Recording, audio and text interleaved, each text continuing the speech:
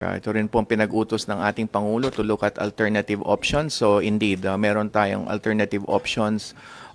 Kung sarado ang airspace at ang airport, so we have land transport options, crossing the border from the country affected to a safer country, safer ground, and from there lilipad po pauwi.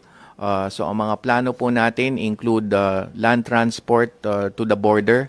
And hindi ko lang po matukoy sa ngayon yung detalye for security reasons, but we have identified the exit points, we have identified the meeting points, the pickup points in country, and the exit points to the border.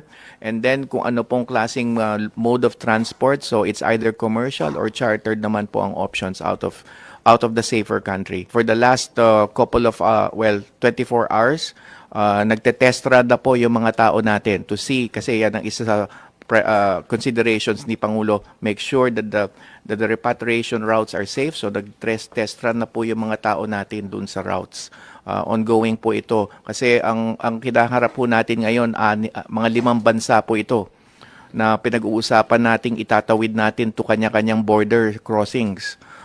So we are monitoring and managing these logistical efforts. Tayo mismo may accommodation facilities to augment or to supplement the host country accommodation services. So meron din tayong mga designated hotels. Doon natin tinatakbo yung mga kababayan natin na otherwise hindi makapunta sa host government shelters. Meron ba mga bomb shelters, mga hotels na nirekomenda natin na puntahan nila? Meron din pong safety rooms yung mga hotels na yon, at saka lower ground floors lang tayo, Chair.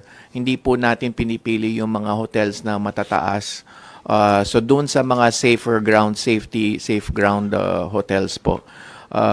In the case of certain areas, hindi ko na po babanggitin saan for safety reasons, tukoy naman natin, Chair, kung saan ang prime targets ng Iran o kung Israel yan sa Lebanon, alam na natin kung saan ang tinutukoy na target. So may idea na tayo kung ano yung mga spared areas. So doon din natin pinipili yung mga accommodations that we have.